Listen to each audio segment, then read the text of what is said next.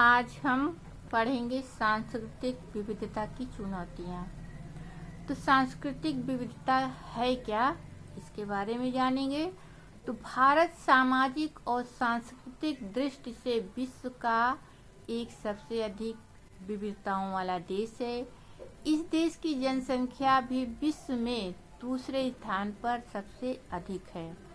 सन 2011 की जनगणना के अनुसार उस समय देश की जनसंख्या 121 करोड़ थी, जो उसके बाद भी निरंतर बढ़ती रही। तो भारत में अनेक बोली तथा भाषाएं बोली जाती हैं तथा समझी भी जाती हैं। तो धार्मिक दृष्टिकोण से बहुत अधिक यहाँ पर विविधता है। यहाँ सबसे ज़्यादा जनसंख्या लगभग 80.5% हिंदू हैं और हिंदुओं में भी विश्वासों और मतों, जातियों तथा भाषाओं के आधार पर विविधता पाई जाती है। तो हिंदुओं के अलावा भारत में मुस्लिम, सिख, ईसाई, बौद्ध तथा जैन धर्मों के भी लोग रहते हैं। तो स्वतंत्रता प्राप्ति के बाद ही आत्मसातकरणवादी नीति को नहीं अपनाया गया। भले ही देश के बहुसंख्यक हिंदू समुदाय द्वारा समय समय पर ऐसी मांग उठती रही, मगर क्या है, आत्मसातकरणवादी यहाँ पर अपनाया नहीं गया। देश में राज्य ने राष्ट्रीय एकीकरण की नीति का ही समर्थन किया। यह बात अलग है कि व्यवहार में देश पूर्ण एकीकरणवादी नहीं रहा है। हमारा संविधान धर्मनिरपेक्षता का समर्थक, मतलब कि हमारा देश एक धर्मनिरपेक्ष राज्य है। सभी धर्मों के लोग अपने अपने धर्म को मानते हैं और उन्हें अधिकार भी प्राप्त है। तो देखा जाए तो अल्पसंख्यक धर्मों को भी पूर्ण संवैधानिक मान्यता और सुरक्षा का भी प्रावधान है, परंतु व्यवहार में कुछ भी कमी रह नहीं जाती है। फिर भी हमारा देश अपने आप में राष्ट्र राज्य का एक अच्छा उदाहरण है।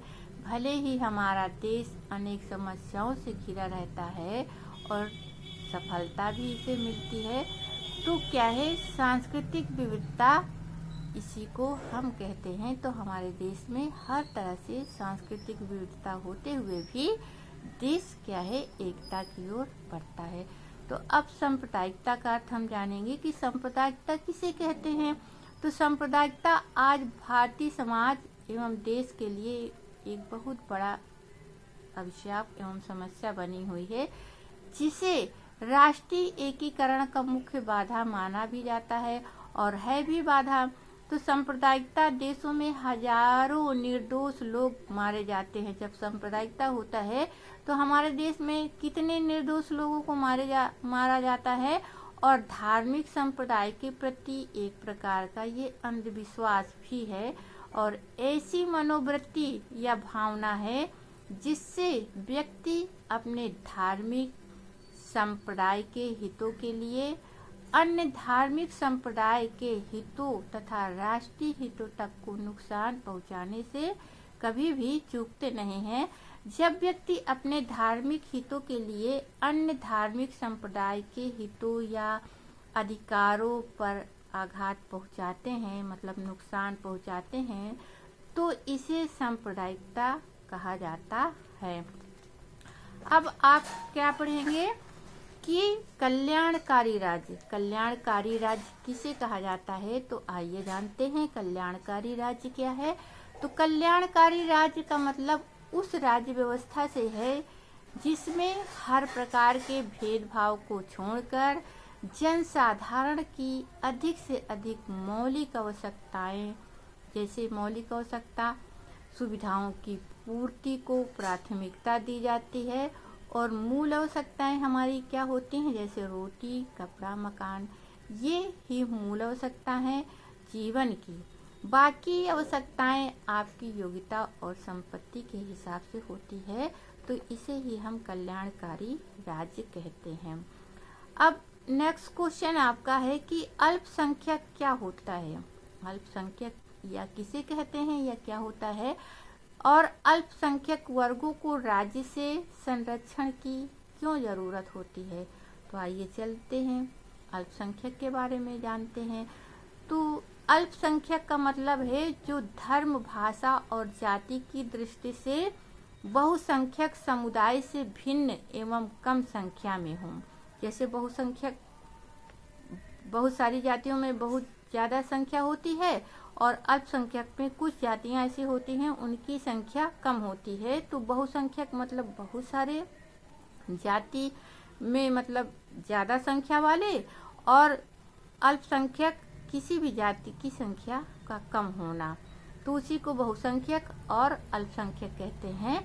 तो समुदाय से भिन्न एवं कम संख्या में जो होते हैं और जिन्हें समाज में सामाजिक, आर्थिक और राजनीतिक सत्ता का अनुपातिक लाभ नहीं मिल पाता है, तो अल्पसंख्यक वर्ग के सदस्य एक सामूहिकता का निर्माण करते हैं। अपने समूह से जुड़े रहना, एकजुटता और उससे संबंधित प्रबल भाव उनके अंदर होता है। यह भाव हानि और असुविधा से जुड़ा होता है। जैसे वो अपनी ही जाति को लेकर के कार्य को करते हैं और उन्हीं की बात को मानते हैं, तो क्या है, उनसे असुविधा और हानि भी होता है। तो जो समूह सांख्यिकी दृष्टि से अल्पसंख्यक होते हुए भी किसी सामूहिकता का निर्माण नहीं करते हैं, उन्हें समाजशास्त्र में अल्पसंख्यक नहीं कहा जाता है। जैसे बाएं हाथ से खेलने या लिखने वाले लोग अथवा 29 फरवरी में जन्मे लोग संख्या में कम हो सकते हैं, परंतु उन्हें समाजशास्त्र में अल्पसंख्यक नहीं कहा जाता है। जैसे कि अब कम संख्या में कोई होता है, किसी भी जाति में कम संख्या में होना है तो उसे अल्पसंख्यक में शामिल नहीं करेंगे। कुछ ऐसी ही जातियां होती हैं उन्हें अल्पसंख्यक में शामिल किया जाता है। अब हम नेक्स्ट क्वेश्चन में चलेंगे कि भारतीय संस्कृति के एकता के तत्व कौन कौन से हैं। तो भारतीय संस्कृति की एकता के तत्व हैं।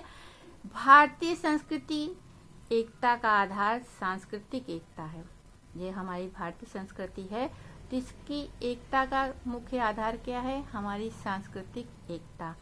कहने का मतलब ये है कि अनेक जातियों के लोग रहते हुए भी हमारे देश में एकता बनी हुई होती है। और वो एकता किस लिए बनी होती है कि सभी को अपने अपने धर्म को मानने का पूर्ण अधिकार है।